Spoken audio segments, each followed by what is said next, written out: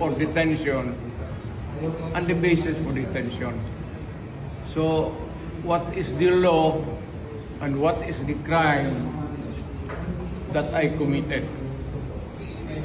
To me now, the legal basis for my being here, as apparently I was brought here not of my own volition. It's somebody else's. Kung hindi ibang tao, ikaw siguro, because this is your structure. So you have to answer now for the deprivation of liberty. Naman doon, blooper, puro pagdating sa trial dyan, tatawagin kita sa witness stand. Sabihin ko, you're the person who arrested me.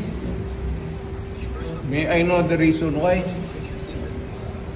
Have you read the documents?